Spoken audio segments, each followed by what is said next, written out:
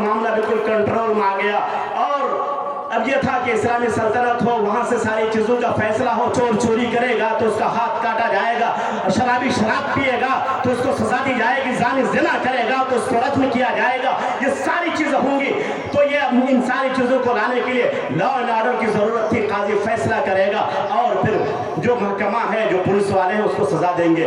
इस तरह से एक सिस्टम बनाया गया। प्यारे नबी जनाब मोहम्मद रसूलुल्लाह सल्लल्लाहु अलैहि वसल्लम ने बरत कर दिखाया। और ये सोशल सिस्टम, समाज को किस तरह से कंट्रोल किया जाए, इसके लिए जनाब मोहम्मद रसूलुल्लाह सल्लल्लाहु अलैहि वसल्लम ने सियासत का तरीका सिखाया।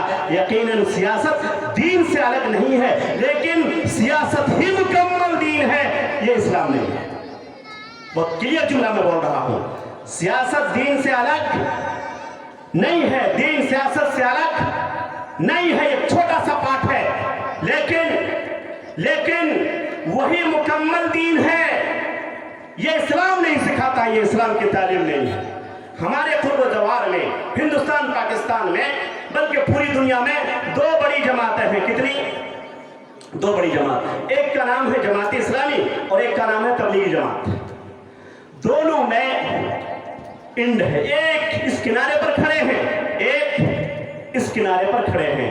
जमात इस्लामी वालों का कहना है कि हुकूमत इलाहिया कायम कर लो, पार्लियामेंट बना लो, वजीर आजम बना लो, मिनिस्टर बना लो, फिर इस्लाम को जबरदस्ती या जैसे भी हो लोगों के दिल में दाखिल कर दिया जाएगा। नहीं समझा आपने? पहले हुकूमत बना लो, फिर इस्लाम को दाखिल कर दिया जाएगा। ये बिल्कुल इस किनारे खड़े हैं, दूसरे लोग इस किनारे खड़े हैं। कहा कि नहीं नहीं, इसकी जरूरत ही नहीं है। लोगों को लेकर के 6 रोजा 10 रोजा चिल्ला में निकलो, मस्जिद में बैठ करके दीन सिखाओ, खुद ब खुद इनकलाब आ जाएगा।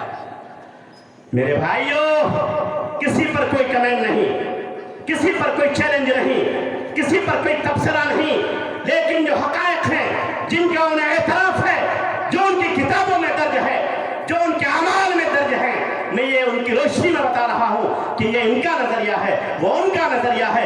ये भी इंतहा पसंदी के आखिरी दिहाने पर है, ये भी इंतहा पसंदी के आखिरी दिहाने पर है, ये भी एंड में है, ये भी एंड में है। इस्लाम इसकी इजाजत नहीं देता।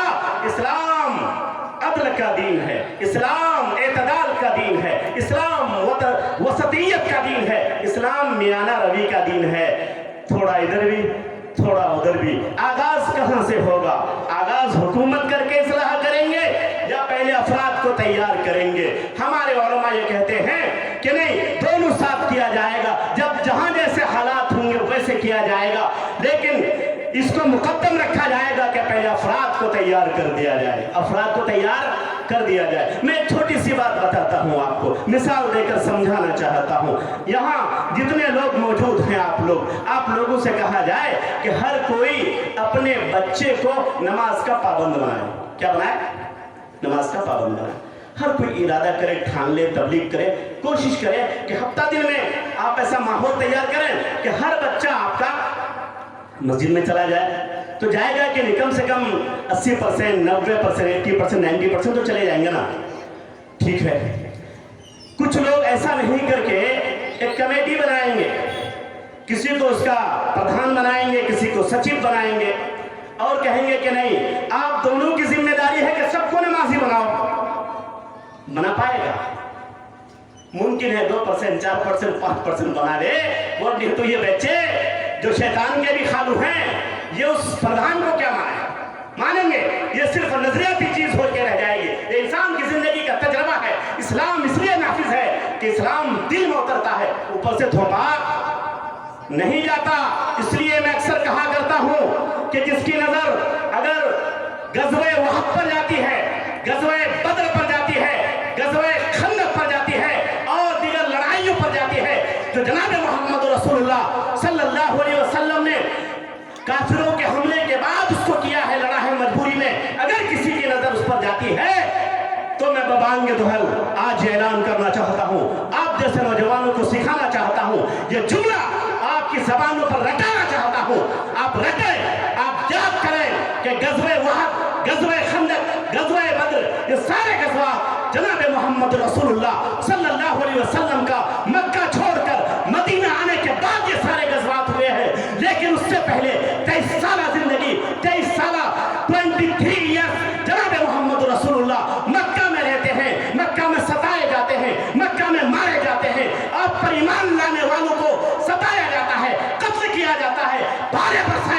है मेरे भाइयों, लेकिन उसके बावजूद जनाब मोहम्मद रसूलुल्लाह सल्लल्लाहु अलैहि वसल्लम के मानने वालों में कभी कमी नहीं आई, बल्कि दिन ब दिन लोग बढ़ते रहे। क्या कमाल था, कौन सा जज्बा था, कौन सी तलवार थी, कौन सा खंजर था जिसने अबू बकर को मजबूर किया कि तुम ईमान ले आओ, किसने उमर को मजबूर किया कि तुम ईमान ले आओ। उमर तो खुद नबी को कत्ल करने चले थे, उस्मान को किसने मजबूर किया, तुम ईमान ले आओ।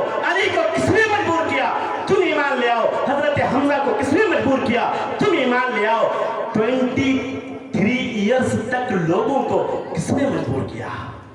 नबी नहीं हटते, सहाबा नहीं हटते, किसी के पास कुछ नहीं, न तलवार है, न खंजर है, न बंदूक है, न गोली है, न जमात है, न जमीयत है, न हुकूमत है, न इक़्तिदार है।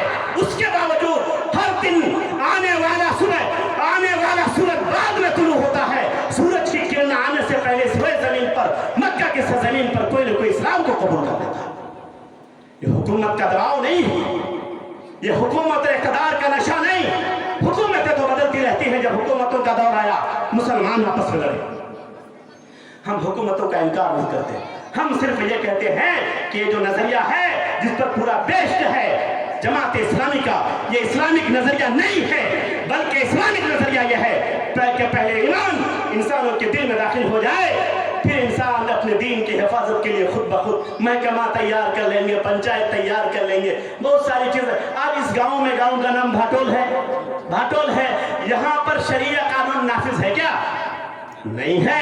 हम हिंदुस्तान में हैं, हिंदुस्तान के आर्टिकल के हिसाब से, इसके संविधान के हिसाब से हम जिम्मेदारी, अपनी दीनी जिम्मेदारी निभाते हैं, जिंदगी गुजारते हैं, और हिंदुस्तान का आईन हमें इजाजत देता है कि हम अपनी धार्मिक चीजों को अपने हिसाब से करें। मुस्लिम पर्सनल लॉ बोर्ड को इसने इजाजत दी है और सारी चीजें हैं। अब यहाँ पर बहुत सारी चीजें जो होती हैं, मिसाल के तौर पर अब तो तलाक का मसला चला गया है कोर्ट में, लेकिन फिर भी तलाक का मसला हो, शादी का मसला हो, खुला का मसला हो, और आपस में बहुत सारे झगड़े हों, बहुत सारे मामलात हों, क्या हम लोग अपनी पंचायती में हल नहीं करते हैं? करते हैं कि नहीं करते हैं? छोड़ दीजिए हिंदुस्तान को, अमेरिका चले जाइए, यूरोप चले जाइए, फ्रांस चले जाइए, चाइना चले जाइए, कोरिया चले जाइए, दुनिया के उन मुल्कों का जायजा कीजिए। पढ़िए, आप पढ़े लिखे लोग हैं, उन मुल्कों में जहाँ इस्लाम दबाया जाता है, जहाँ इस्लाम को सताया जाता है, जहाँ इस्लाम को दहशतगर्द करार दिया जाता है, वहाँ के मुसलमान भी जिंदा हैं कि नहीं? जुमा पढ़ते हैं कि नहीं? शादी ब्याह होती है कि नहीं? तलाक के मसाइल हल होते हैं कि नहीं होते? कैसे होता है भाई? वहाँ तो इक़्तिदार नहीं है, प्राइम मिनिस्टर नहीं है, वजीर नहीं है, इस्लाम कैसे दाखिल हुआ है? अरे भाई, जिसके अंदर इस्लाम आएगा ना, अगर 3 आदमी भी सफर कर रहे होंगे तो तीसरे को अमीर बना लेगा। ये प्यारे नबी सल्लल्लाहु अलैहि वसल्लम का हुक्म भी है और इंसान की मजबूरी भी है। तो इंसान जिस माहौल में जिंदा रहता है, वहां पर हालात के तहत अपने आप को ढाल लेता है। ईमान महफूज करना ये सबसे ज्यादा इंपॉर्टेंट। नबियों ने कहा, हमारे आने का मकसद, यहाँ पर आने का मकसद लोगों को अल्लाह की तरफ बुलाना। अल्लाह तबारक व तआला ने खुद कहा, ऐ लोगों, तुम्हारी जिंदगी का मकसद वमा खलक़तुल जिन्ना वल इंसा इल्ला लियअबुदून, मेरी इबादत तुम्हारी जिंदगी का पहला मकसद है। पता यह चला कि जमात इस्लामी का ये जो नजरिया है कि हम हुकूमत इलाहिया का क़याम करेंगे, उसके अलावा उसका और कोई नजरिया नहीं। पता चला कि इस्लाम के नाम पर एक गैर इस्लामी चीज को राइज करने का नजरिया है। बहुत जिम्मेदारी के साथ में हो रहा है। आप जमात इस्लामी की किताबों को उठाइए, आप जमात इस्लामी के नजरियात को देखिए, तौहीद गायब है, पता ही नहीं तौहीद क्या है। जमात इस्लामी, मेरे पास गाड़ी में किताब है, मुजीबुर रहमान शामी है, लिखते हैं, गाड़ी में रखिए, मैंने कहा शख्स के लिए लीजिए, दिखा देता हूँ। वो कोई देखना चाहे तो तकरीर के बाद आके देख सकते हैं। वो एक मुक़ल्लिद हनफी थे, मुझे कोई एतराज़ नहीं, कोई हनफी रहे, कोई शाफी रहे, कोई मालिकी रहे, हम अहले हदीस से, हमें इस पर गर्व है, हमें इस पर फख्र है, हम इस पर है नहीं किसी को शर्म है। हमारी दावत काम है, जिसको कुरान हदीस की दावत अच्छी लगे हुआ है, बहुत सारे लोग आ रहे हैं, लेकिन मैं उनके बारे में बता रहा हूँ कि वो क्या थे। एक मुक़ल्लिद हनफी थे। बीच में एक दौर ऐसा भी आया कि दीन से बहुत दूर हो गए। ज़हीन बलागे थे, वो ब्रिलियंट थे, मदरसा कभी गए नहीं, घर ही में बैठे बैठे पढ़ते रहे, और पढ़ते पढ़ते पढ़ते पढ़ते आदमी जर्नलिस्ट हो गया। क्या हो गया? जर्नलिस्ट हो गया, सहाफ़ी बन गया, लिखने वाला बन गया। आजकल बहुत सारे नौजवान जो होते हैं वो पढ़ते उड़ते नहीं, फिर अचानक कोई यूट्यूब में दाखिल होते हैं बंगला में और चंद दिनों में देखता है कि लाखों कमा रहे हैं महीने महीने में। ऐसा होता है कि नहीं? एक दौर होता है, एक दौर होता है। वो जो दौर था वो दौर रिसालों का था, वो दौर तहरीरों का था, वो दौर मैगजीन का था जिसमें अबुल कलाम आजाद भी थे, जिसमें अली मियां नदवी भी थे, जिसमें मंजूर नोमानी भी थे, जिसमें अबुल अला मौदूदी भी थे। वो दौर तहरीर का, लोग इंतजार करते थे मैगजीन कब आ रहा है, रोजनामा कब आ रहा है। उसको क्या बोलते हैं बंगला में? मैगजीन को पत्रिका, पत्रिका, पत्रिका रोज आ रहा है, क्या लिखा जा रहा है। मीडिया तो था नहीं, सोशल मीडिया नहीं था, क्या आ रहा है उसी का इंतजार करते थे। हफ्ते बाद, महीने बाद जो महीनावारी होता था वो आता था, और जो हफ्तावारी होता था वो आता था, तो लोग उसका इंतजार करते थे। तो उसकी बुनियाद पर लोगों की शख्सियतें बनती थी। फिर बीच का एक दौर आया, फिर अभी का दौर क्या है? सोशल मीडिया का दौर है। अब कोई लाख लिखे पत्रिका में कौन जानता है, लेकिन कोई अगर दो जुमला बोले तो छा जाता है।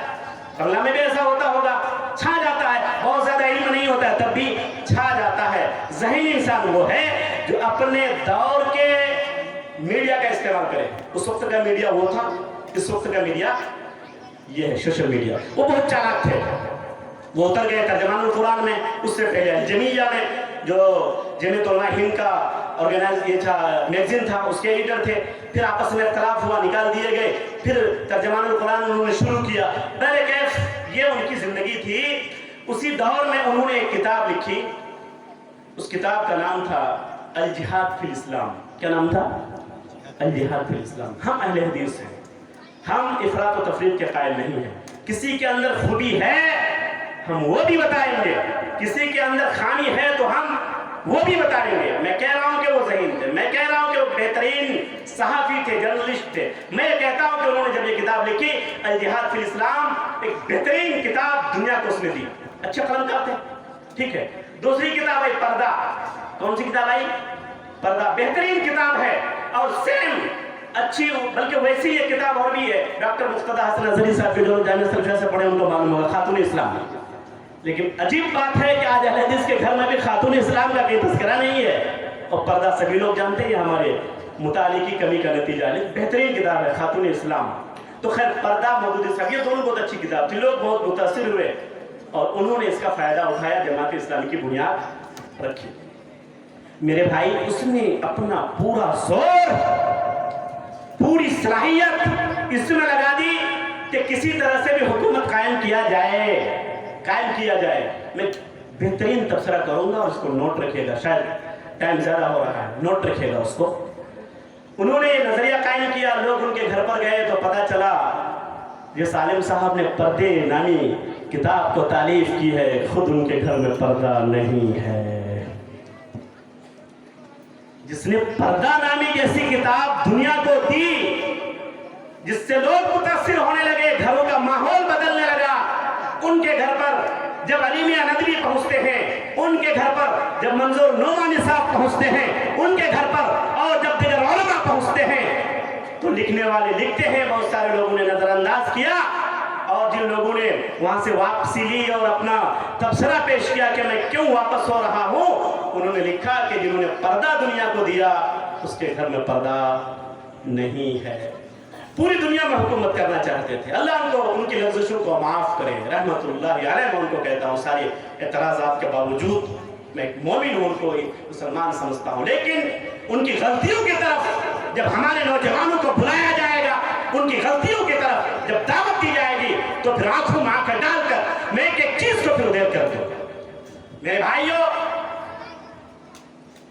असरार साहब बहुत छाए रहते हैं, डॉक्टर असरार साहब यूट्यूब पर बहुत छाए रहते हैं। कभी ये काम भी आप कर लिया कीजिए, सर्च कीजिए, सर्च कीजिए। मौलाना मौदूदी फजर की नमाज कभी मस्जिद में पढ़ते ही नहीं थे। अफसोसनाक बात, मैं व्यक्तिगत बात नहीं करना चाहता हूँ, लेकिन वो इंसान जो पूरी दुनिया में अल्लाह का निज़ाम कायम करना चाहता हो, जो पूरी दुनिया में हुकूमत इलाहिया का दावेदार हो, उसका बानी हो, उसका ये हाल है कि फजर की नमाज का पाबंद नहीं। उलमा उनको मजबूर करते रहे।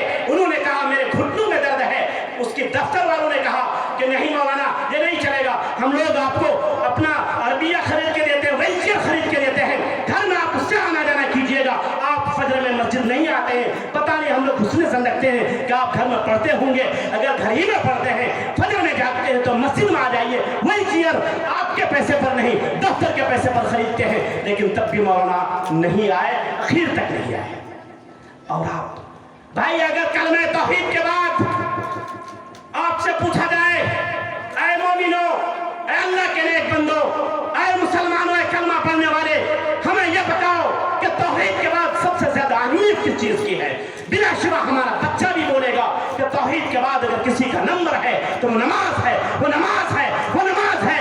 या ये हाल है कि एक बच्चा जो हमारे घर में परवरिश पाता है उसको भी पता है कि तौहीद के बाद अगर सबसे ज्यादा कोई अहम चीज है तो वो नमाज है। वहाँ आलम यह है कि पूरी दुनिया में इस्लामी हुकूमत कायम करने के लिए उलमा को दावत दे रहा है, सुलहा को दावत दे रहा है, रिश्वत वाले लोगों को मुतासिर कर रहा है, और क्या क्या नहीं कर रहा है, ढंढोरा पीट रहा है। और आलम यह है कि फजर की नमाज का ही पता नहीं।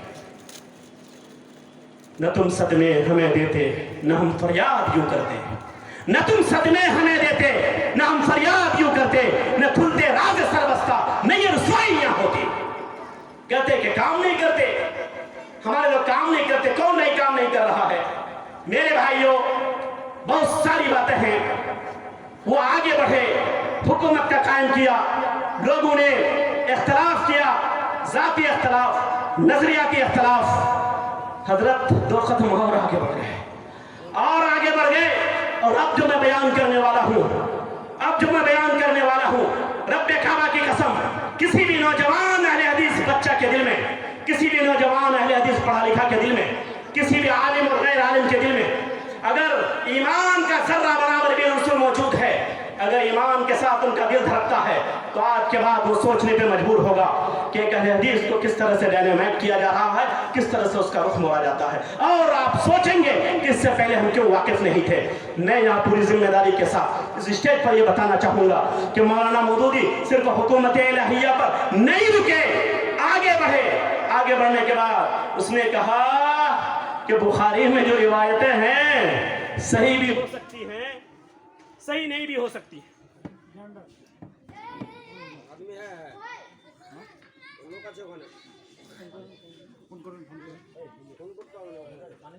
ऐसे बोलो सुनेंगे, आवाज पहुंच रही है भाई। जब माइक नहीं था तो लोग बोलते थे कि नहीं बोलते थे?